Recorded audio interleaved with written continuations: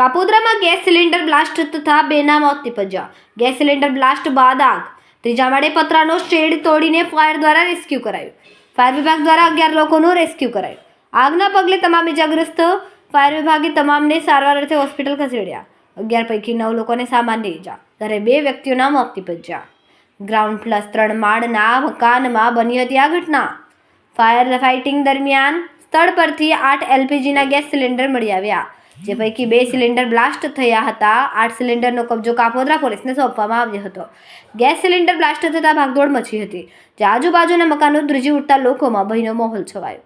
ગેરકાયદે gas refilling કરતી વેળાએ ઘટના બની હોવાનું અનુમાન। વધુ કાર્યવાહી કાપોદ્રા પોલીસે હાથ ધરી છે। જી સર, બનાવો તો કઈ જગ્યાનો છે ને કેટલા વાગ્યાનો? સવારે 5:30નો બનાવ છે। આપણે ભરતનગરમાં ખાતા આવેલા છે, ખાતા નંબર છે 4647। તેમાં કોઈ અગમ્ય કારણસર આગ લાગેલી, જેની અંદર વિભાગને જાણ થતાં ફાયર વિભાગને તરત જ 4 ફાયર સ્ટેશનની ગાડી ઘટના સ્થળ પર મોકલી આપેલી। ત્યારબાદ સિલિન્ડર હતા જે બ્લાસ્ટ થતા હતા અંદર, અને 8 સિલિન્ડર અમે અત્યારે હાલ ઓલરેડી કાઢેલા છે, જેનો કબજો પોલીસને સોંપેલું છે, જેમાંથી 3 સિલિન્ડર બ્લાસ્ટ થઈ ગયેલ છે।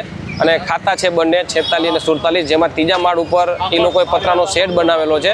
જે પતરાનો શેડ હાઇડ્રોલિક પ્લેટફોર્મથી અને ફાયર ટીમ દ્વારા એ પતરાનો શેડ કાપી અને પતરા તોડીને અને અમારી રેસ્ક્યુ કામગીરી કરેલ છે, જેમાં ટોટલ 11 પર્સન ઇન્જર્ડ થયેલ હતા। એમાંથી 2 પર્સન જે છે એ એક્સપાયર થઈ ગયેલ છે, અને બાકી જે 9 જણા છે અત્યારે સ્વિમેર ખાતે નાની મોટી ઈજાને જે હોય એના હિસાબે અહીંયા લઈ ગયેલ છે। સાહેબ, આગમાં કોઈ કારણ જાણવા મળેલ નથી, પણ આગ ઓલાવતા દરમિયાન અમારે એક ફાયર માર્શલ છે જેને નોર્મલ ઈજા થયેલ છે, હાથમાં લાગેલ છે, તો એને પણ અમે સ્વિમેર રવાના કરેલ છે। અને ઘટનાની અને ફાયર કોલની ગંભીરતાને જઈ ફાયર ખાતાના અમારા વડાશ્રી, ચીફ ફાયર ઓફિસર શ્રી સહિતની પૂરો ટીમ જે ઘટના સ્થળ પર હાજર હતી અને અત્યારે અંડર કંટ્રોલ છે। અને જે પણ બ્લાસ્ટ થયેલા સિલિન્ડર છે એલપીજીના, એ અમે પોલીસને હેન્ડઓવર કરેલ છે તપાસ માટે। કેમેરામેન હર્ષદ પાટીલ સાથે સુનિલ પાટીલ, સમય મીડિયા ન્યૂઝ, સુરત।